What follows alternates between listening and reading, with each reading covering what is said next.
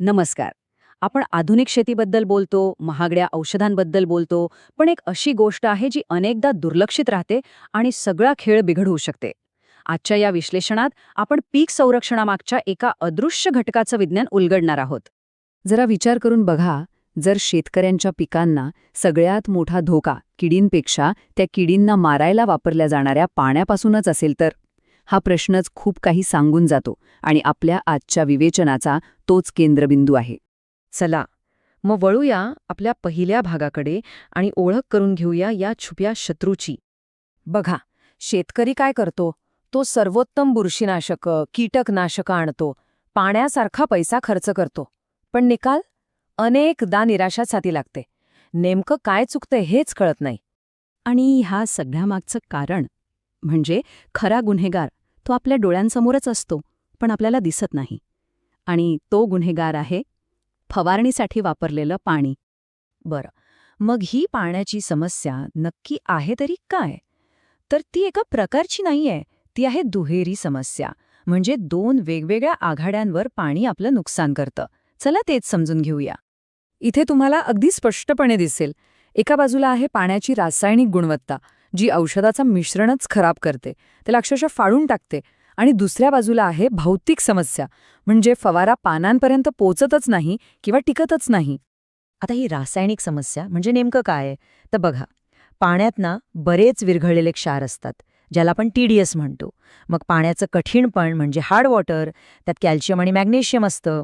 आणि तिसरं म्हणजे पाण्याचा pH, तो अल्कलाईन असतो.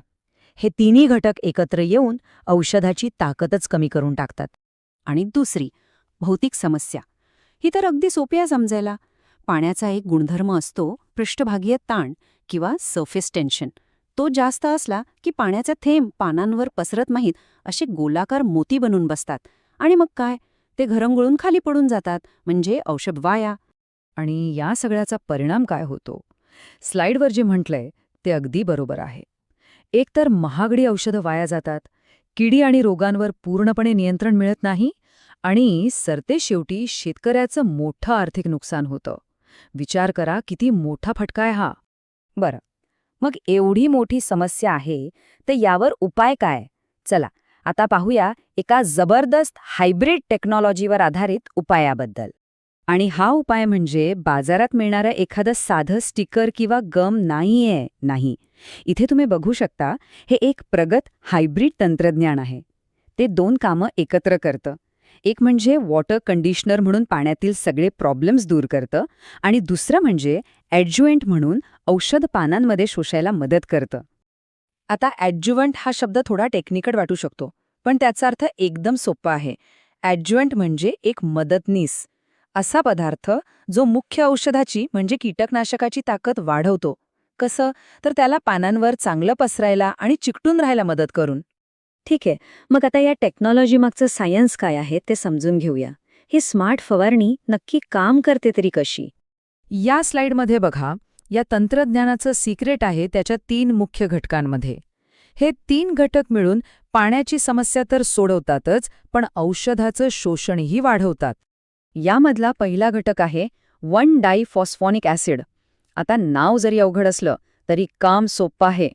हे काय करतं तर हार्ड वॉटरमधल्या कॅल्शियम आणि मॅग्नेशियम सारख्या शत्रूंना पकडून ठेवते, त्यांना ब्लॉक करते, म्हणजे औषध फुटण्याचा प्रश्नच येत नाही. दुसरा घटक आहे 1-हायड्रॉक्सीइथिलिडीन. याचं काम आहे पाण्याचा pH कमी करणं. म्हणजे ते औषधासाठी एक परफेक्ट स्थिर वातावरण तयार करतं, जिथे औषध आपल्या पूर्ण ताकदीने काम करू शकतं.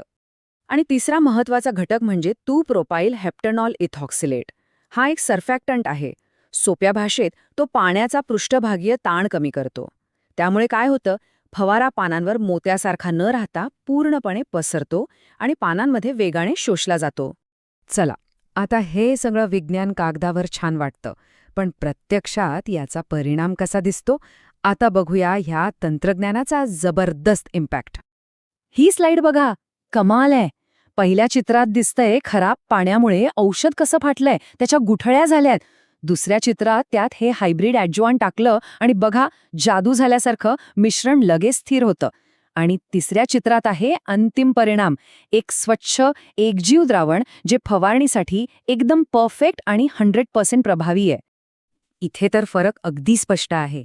एका बाजूला आहे सामान्य फवारणी आणि दुसऱ्या बाजूला आहे हे नवीन तंत्रज्ञान. सामान्य फवाऱ्यात औषध नीट पसरत नाही, हळूहळू शोषलं जातं आणि कव्हरेज मिळत नाही. पण ह्या तंत्रज्ञानामुळे औषध समान पसरतं, वेगाने शोषलं जातं आणि 100% कव्हरेज मिळतं. आणि हे चित्र तर सगळं काही सांगून जातंय. हा फरक अगदी सूक्ष्म पातळीवरचा आहे. डावीकडच्या चित्रात बघा, सामान्य फवाऱ्याचा थेंब फक्त पानावर बसून आहे. पण उजवीकडे बघा, हे तंत्रज्ञान औषधाला फक्त पानावर न ठेवता थेट पानाच्या आत खोलवर पोहोचवतं आणि म्हणूनच याचा परिणाम जास्त चांगला मिळतो.